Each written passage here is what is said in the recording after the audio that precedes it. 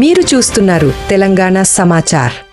X union minister Congress party senior leader Chinta Mohan గారు విజయవాడలో press conference. మొదటిది ప్రాథమిక విద్య. ప్రాథమిక పాఠశాలలు. రాజీవ్ గాంధీ ప్రధానమంత్రిగా ఉన్నప్పుడు నూతన విద్యా విధానాన్ని 1987లో తీసుకురావడం జరిగింది. దీని ద్వారా ప్రతి పల్లెలో, కుగ్రామాల్లో ప్రాథమిక పాఠశాలను ఏర్పాటు చేయడం జరిగింది. మన రాష్ట్రంలోనే కాదు, దేశం మొత్తం మీద. మరి ప్రస్తుత ఆంధ్రప్రదేశ్ రాష్ట్రంలో 35,000 ప్రాథమిక పాఠశాలలు ఉన్నాయి. ఈ ప్రాథమిక పాఠశాలల్లో కూటమి ప్రభుత్వం గత సంవత్సరంలో 5,000 మూసివేయడం జరిగింది. నిరుపేద విద్యార్థులు, ఎస్టీలు, ఎస్సీలు, ఓబీసీ విద్యార్థులు స్కూళ్ళకు వెళ్ళలేని పరిస్థితుల్లో ఉన్నారు. మరి ఈ సంవత్సరం ఇంకొక 5,000 తగ్గించాలని చంద్రబాబు నాయుడు కుట్ర పన్నుతున్నాడు. కారణం, కూటమి ప్రభుత్వానికి ఇష్టం లేదు పేదవాళ్ళు చదువుకోవడం. మరి రాబోయేటువంటి 4 సంవత్సరాల్లో 35,000 ప్రాథమిక పాఠశాలలను 10,000కు తగ్గించాలన్న కుట్రతో కూటమి ప్రభుత్వం ముందుకెళ్తా ఉంది. దీనిని నేను ఖండిస్తున్నాను. కాంగ్రెస్ పార్టీ తరఫున తప్పిది. ప్రాథమిక పాఠశాలలో తీసుకొని వచ్చింది కాంగ్రెస్ పార్టీ, అందరికీ విద్య అనే నినాదంతో. దాన్ని నువ్వు ఆపేసి నువ్వు దాదాపుగా 5,000 ఆపావు, ఇంకొక 5,000 ఈ సంవత్సరం ఆపిపోతున్నావు. దీన్ని నేను ఖండిస్తున్నాను చంద్రబాబు నాయుడు ప్రభుత్వాన్ని. రెండవది, తల్లికి వందనం స్కాలర్షిప్లు. ఇందిరాగాంధీ ప్రధానమంత్రిగా ఉన్నప్పుడు నేను వెళ్ళాను విద్యార్థిగా, క్యూలో నిలబడి. ఫుల్ ఫీజు రీఎంబర్స్మెంట్లు, మరి అంతేకాదు స్కాలర్షిప్లు ఎన్హాన్స్మెంట్కు దాదాపుగా 2 సంవత్సరాలు మేము తిరిగితే, ఆ రోజు బ్రహ్మానంద రెడ్డి కాదన్నాడు, ఆ రోజు హోంమంత్రిగా. అయినా కూడా కాంగ్రెస్ ప్రభుత్వం ఇందిరాగాంధీ ఇచ్చినటువంటి స్కాలర్షిప్లే ఈరోజు ఫీజు రీఎంబర్స్మెంట్లు, ఫుల్ మెస్ ఛార్జీలు, పాకెట్ మనీ, అన్ని కాస్మెటిక్ ఛార్జీలు అన్ని. దాన్ని కూటమి ప్రభుత్వం దాన్ని తల్లికి వందనంగా మార్చింది. తల్లికి వందనంగా మార్చి ఏమైంది? పంపించిన డబ్బు భార్యాభర్తల మధ్య తగాదాలకు మొదలుపెట్టి డబ్బు పంపించారు. భర్త వచ్చేసి నేను లిక్కర్ షాప్ పోయిందని డబ్బు ఇవ్వమంటాడు. మరి ఆ డబ్బు తల్లి ఇవ్వకపోతే కొట్టి తిట్టి డబ్బులు తీసుకొని లిక్కర్ షాపుల్లో పోయి లిక్కర్ తాగినటువంటి పరిస్థితులు ఎన్నో ఉన్నాయి ఈరోజు. మరి ముఖ్యంగా గ్రామాల్లో తల్లికి వందనం వల్ల బిడ్డల చదువు పోవడమే కాదు, కుటుంబంలో తల్లిదండ్రుల మధ్యలో కూడా తగాదాలు సృష్టించింది. తల్లికి వందనం వద్దు, నువ్వు తప్పకుండా విద్యార్థులకు స్కాలర్షిప్లను, ఆ డబ్బును నేరుగా విద్యా సంస్థలకు పంపించు. కాంగ్రెస్ ప్రభుత్వ విధానం అది. నేను కూడా విద్యార్థిగా ఉన్నప్పుడు 6వ తరగతిలో ₹18.69 మొట్టమొదటి స్కాలర్షిప్ నేను తీసుకున్నాను. ఆ విధంగా స్కాలర్షిప్ను విద్యా సంస్థలకు పంపించి బిడ్డల చదువు కొరకు ఉపయోగపెడితే బాగుంటుందని చంద్రబాబు నాయుడు గారికి తెలియజేస్తూ, మూడవ విషయం ఉపాధి హామీ పథకం. అసలు ఉపాధి హామీ పథకం ఎక్కడ మొదలైంది? కమ్యూనిస్టుల గుండెల్లో మొదలైంది. యూపీఏ ప్రభుత్వంలో నేనున్నాను ఆ రోజు. కామ్రేడ్ సుర్జీత్ గారి ఇంటిలో మొదలైంది. 18 మూర్తి లేన్లో కాంగ్రెస్ ప్రభుత్వం, సోనియా గాంధీ దీనికి ఒప్పుకున్నది, ఉపాధి హామీ పథకాన్ని. ఈ ఉపాధి హామీ పథకం వల్ల పేదవాళ్ళు ప్రతిరోజు భోజనం తినగలుగుతున్నారు. బాగా జరుగుతూ వచ్చింది. మరి ఉపాధి హామీ పథకం ఈ రోజు ఉపాధి హామీ పథకం నాశనం చేశారు కూటమి ప్రభుత్వం. ఆయన పేరు నేను చెప్పటం లేదు, ఆ మంత్రి గారి పేరు. కూటమి ప్రభుత్వం ఉపాధి హామీ పథకాన్ని నాశనం చేసి కోటీసులకు సహాయం చేస్తా ఉంది, కూలి వాళ్ళకి పేదవాళ్ళకి తప్పించి. ఏంటి, ఎలా? ఉపాధి హామీ పథకం ద్వారా డబ్బు వస్తూ ఉంది. కాంగ్రెస్ పార్టీ ప్రభుత్వాలు ఉన్నప్పుడు 90% కూలీలకు ఇచ్చేవాళ్ళం వచ్చిన డబ్బుని. ఈరోజు కూటమి ప్రభుత్వం ఏం చేస్తా ఉంది? 90% డబ్బుని మెటీరియల్ కాంపోనెంట్కి ఇచ్చి 10% మాత్రమే కూలీలకు ఇస్తా ఉంది. పూర్తిగా రివర్స్ అయిపోయింది.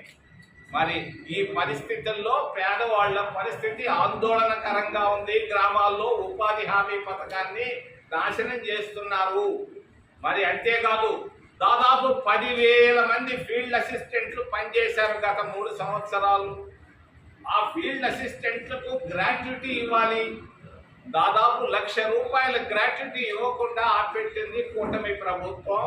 అంతేకాదు, 3 నెలలుగా ఫీల్డ్ అసిస్టెంట్లకు కూడా వాళ్ళకి ఇవ్వాల్సినటువంటి జీతాలు భత్యాలు ఆపేసి ఉపాధి హామీ పథకాన్ని నిర్వీర్యం చేయడం జరుగుతూ ఉంది కూటమి ప్రభుత్వంలో. చంద్రబాబు నాయుడు గారికి తెలియజేస్తున్నాను, కాంగ్రెస్ ఆలోచన విధానం మంచిది, ఆ విధానానికి వస్తే పేదవాళ్ళకి నా మేలు జరుగుతుందని తెలియజేస్తున్నాను. 4వ విషయం అమరావతి. నేను పొద్దున్నే ఒక ఆయన కలిశాను, ఒక రైతుని.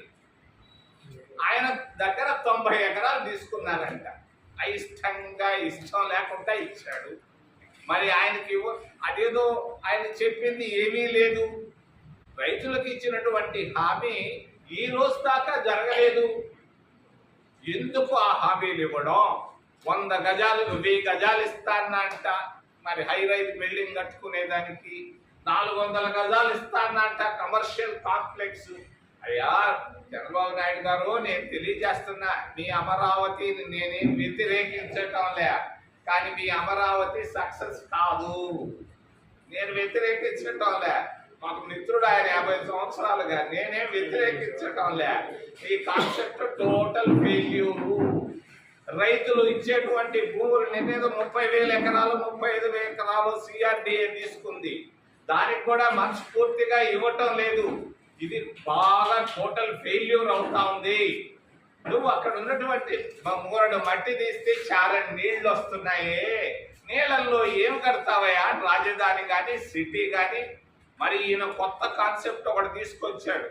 విజయవాడలో ఒక ఎయిర్పోర్ట్ ఉంది, 30 కిలోమీటర్ల దూరంలో అమరావతి ఉంది. మళ్ళా అక్కడ ఎందుకయ్యా ఇంకొక విమానాశ్రయమో? ఓ చంద్రబాబు నాయుడు గారు, మీకేమైనా అర్థమవుతుందా? అక్కడనే మన అహ్మదాబాద్లో విమానం పడిపోయింది. రేపు భవిష్యత్తులో విమానాలు 2 ఒకసారి లేస్తే పడిపోదని నమ్మకం ఏంటి? ఎందుకు ఈ ఆలోచన? అక్కడ 30 ఇప్పుడు గుంటూరు విజయవాడ ఒకటైపోయినాయి, ట్విన్ సిటీస్ అయిపోయినాయి. అక్కడ విమానాశ్రయం ఉంది, అంతర్జాతీయ విమానాశ్రయం. మళ్ళీ ఇక్కడ అంతర్జాతీయ విమానాశ్రయం ఎందుకయ్యా? ఎవరిస్తున్నారా నీకు ఈ సలహాలు?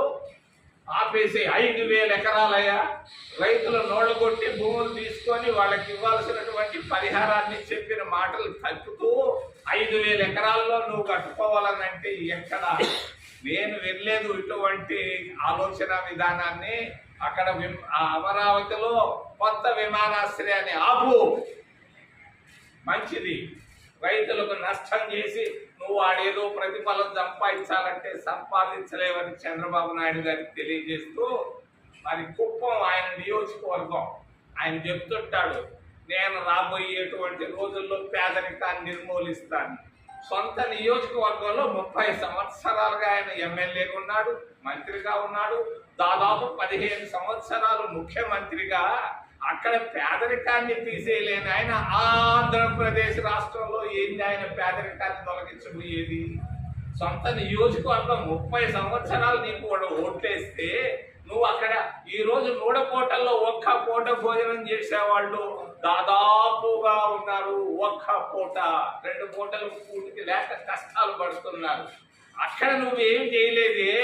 నువ్వేంటి ఆంధ్రప్రదేశ్ రాష్ట్రానికి చేయలేదు? ఓ ముఖ్యమంత్రి గారు, ఓ చంద్రబాబు నాయుడు గారు అని నేను అడుగుతూ, జీరో కరప్షన్ అంటాడు. ఎక్కడయా జీరో కరప్షన్? నాకు ఇప్పుడే చెప్తున్నాను, ఒక మా మిత్రుడు ఆడ బస్సులు ఆకుండారంట. ఆ బస్సులు తీసేయండి అయ్యా అని అంటే ఎవరో చెప్పారంట, మేము పోలీసులకి మేము కమిషన్లు ఇస్తున్నామని. మరి కంటి ముందే ప్రెస్ క్లబ్ ముందే నీకు ఇన్ని ఉంటే కమిషన్లు తీసుకుంటా ఉంటే నువ్వేదే ఆంధ్రప్రదేశ్ రాష్ట్రంలో నువ్వు జీరో కరప్షన్ చేయబోయేది? ఓ మిత్రమా, కొంచెం ఆలోచించు. నాకైతే నమ్మకం లేదు ఈ రాజధాని అనేది పురోగతికి వెళుతుంది అని.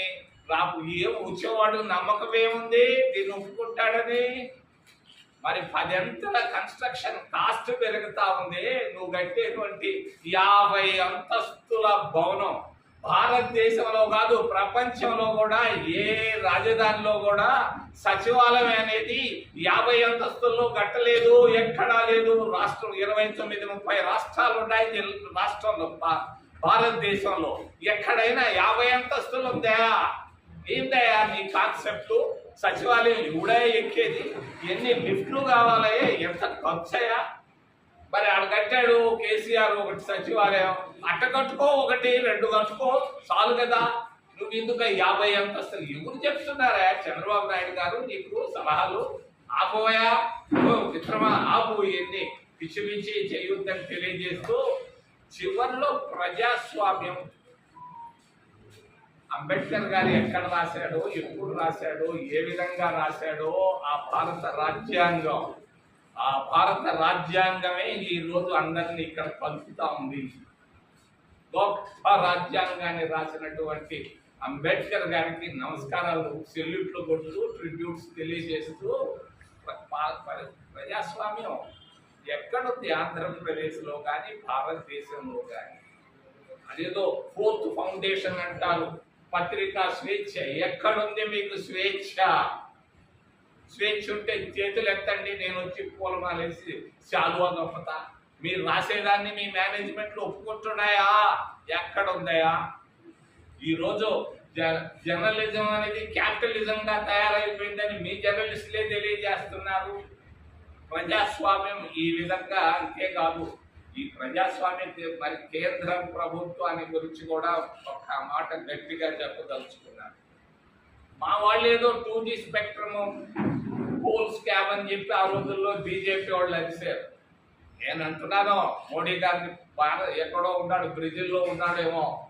అయ్యా 10 అంతలు పెరిగింది భారతీయ జనతా పార్టీ ప్రభుత్వంలో, అనుమానమే లేదు. నేను ఢిల్లీలో ఉండాను, తిరిగాను, వీధి తిరిగాను, నాకంతా తెలుసుకొని వచ్చాను. బ్యాంకులు ఉన్నాయి, బ్యాంకుల్లో విపరీతమైన అవినీతి ఉంది. భారతీయ జనతా పార్టీ నాయకులు బాగా కలెక్ట్ చేస్తున్నారు డబ్బులు, 1000 కోట్ల రూపాయలు. ఎక్కడ? మరి NPL అవుతున్నాయి, నాన్ పెర్ఫార్మింగ్ అసెట్స్ గా తయారవుతున్నాయి. మరి ఈ నాన్ పెర్ఫార్మింగ్ అసెట్స్ దగ్గర కొంత డబ్బు తీసుకొని కొంత డబ్బుని మాఫీ చేస్తున్నారు. 100 కోట్లు తీసుకుంటే వాళ్ళ దగ్గర 5-10 కోట్లు తీసుకొని 90 కోట్లు మరి మాఫీ చేస్తున్నారు. ఈ మాఫీ వెనక విపరీతమైన అవినీతి దాగుంది. భారతీయ జనతా పార్టీ నాయకులు తిన్నదే తింటున్నారు. కాదని మోడీ గారు చెప్పగలరేమో, ధైర్యం ఉంటే చెప్పమను. నేను అడుగుతున్నాను భారతీయ జనతా పార్టీని, తెలుగు బాగా తెలిసినటువంటి నిర్మలమ్మని, అమ్మా మనకి 29 రాష్ట్రాలు ఉన్నాయి. ఏ రాష్ట్రంలో 100 కోట్ల పైన NPL అయినాయి తీసుకున్నటువంటి డబ్బులు? వాటికి మీరు ఇచ్చినటువంటి రాయితీలు ఏంటి? వాళ్ళు ఎంత కట్టారు, మీరెంత వాళ్ళకి రుణమాఫీ చేశారు? రాష్ట్రం ప్రతి ఆంధ్రప్రదేశ్లో ఎంత, కర్ణాటకలో ఎంత, తెలంగాణలో ఎంత చెప్పే ధైర్యం ఉంటే చెప్పమ్మా, సంతోషపడతా. మీ నిజాయితీ ఇదమ్మా నిదర్శనం. బాగా 1000 కోట్ల, లక్షల కోట్ల రూపాయలు మాఫీ చేస్తూ, నేను మళ్ళా చెప్తున్నాను, లక్షల కోట్ల రూపాయలు బ్యాంకు రుణాలను మాఫీ చేస్తూ 1000 కోట్ల రూపాయల డబ్బు భారతీయ జనతా పార్టీ నాయకులు తింటున్నారు. ఇది ప్రజాస్వామ్యం భారతదేశంలో. ఈ 75 సంవత్సరాలు ఎప్పుడు జరగలేదు. అందరూ చెప్తున్నారు ఢిల్లీలో అవినీతి అనేది భారతీయ జనతా పార్టీ సమయంలో 10 అంతలు పెరిగింది, అనుమానమే లేదు. ఇంకొక దగ్గర కూడా చెప్తున్నా, మీరు చెప్పాల్సింది నేను చెప్తున్నా మీకు.